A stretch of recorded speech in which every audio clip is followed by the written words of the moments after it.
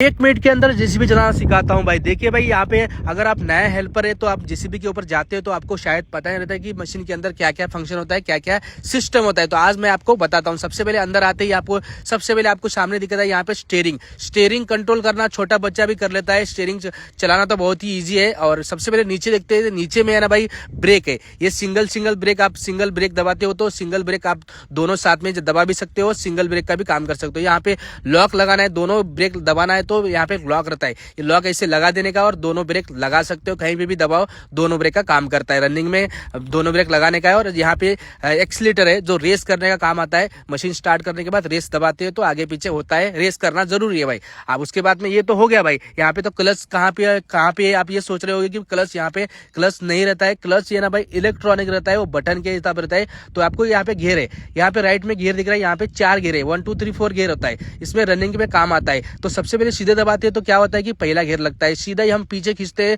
तो दूसरा घेर लगता है। अगर हम आगे करके राइट में करके आगे दबाते हैं तो भाई तीसरा घेर लगता है। समझ में आ गया? सीधा ही अगर पीछे खींचते हैं तो चौथा घेर लगता है। तो समझ में आ गया। और आप सोच रहे हो कि क्लच कहाँ है ना भाई? क्लच कहाँ पूछ रहे हो ना भाई? तो क्लच कहाँ है कि भाई इसके अंदर बटन के अंदर काम होता है। बटन कहाँ पे वो आपको दिखाता हूँ, क्लच कहाँ पे होता है और गियर कैसे डालना होता है। इसमें क्लच तो नहीं है तो क्लच कहाँ है काम होता है कि भाई यहाँ पे एक बटन है, दिखाता हूँ अभी आगे करके। ये देखिए यहाँ पे एक बटन है, उसको बटन को हमको दबाना है, आगे पीछे करना। अगर घेर डालते समय यहाँ पे भी घेर क्लच है जो लोडर के सामने, और यहाँ पे भी है। और हम घेर डालते हैं तो उसको बटन दबा के घेर डालना है। आपको ऐसे डायरेक्ट नहीं घेर नहीं लगेगा, घेर लगाना है तो बटन दबा के घेर डालना है। तो उसके बाद में आपको रिवर्स फॉरवर्ड किस तरह से करना है, तो ये लीवर है तो इसको हम सीधा ही आगे करते हैं तो आगे के साइड में अभी न्यूट्रल में आगे करते हैं तो क्या होता है कि आगे मशीन चलने लगेगा। रिवर्स फॉरवर्ड का घेर है ये। और सीधे ही पीछे करते हैं तो भाई न्यूट्रल हो जाएगा। उसके बाद में सीधे पीछे लेते हैं तो रिवर्स मशीन जाने लगेगा। तो समझ में आ गया? और आगे लेते हैं तो न्यूट्रल हो जाएगा, मशीन रुक जाएगा। और सीधा ही आगे करते हैं तो आगे चलने लगेगा।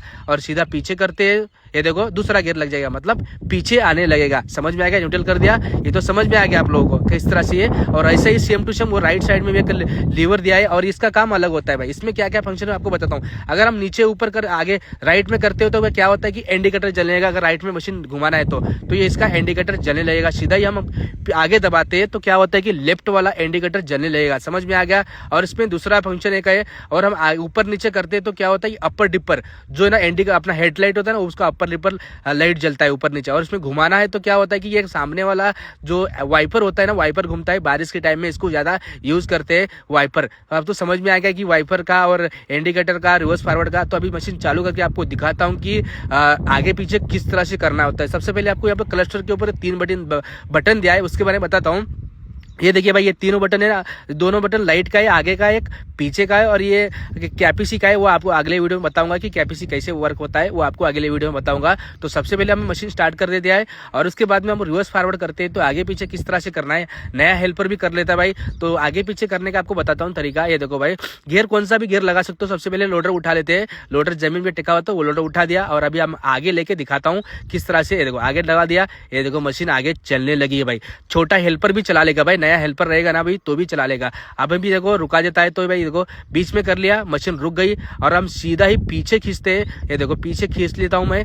अभी देखो रिवर्स चलने लगेगी मशीन, ये देखो पीछे दिखाता हूं, ये देखो मशीन रिवर्स जाने लगेगी भाई। समझ में आ गया आपको रिवर्स फॉरवर्ड किस तरह से करना है और आगे पीछे करना है। ये शुरू में आपको ये हेल्पर का शुरू का काम है भाई, शुरू में आगे पीछे करने का, इससे ही स्टार्टिंग होता है सीखने का। आपको कितना नॉलेज मिला है भाई इस वीडियो से तो कमेंट करके जरूर बताना भाई। वीडियो अच्छा लगा तो वीडियो को लाइक शेयर कमेंट, पेज पे हो तो पेज को फॉलो करना भाई। नेक्स्ट वीडियो बहुत जल्दी आने वाला है, इसका लाइक में कमेंट करो।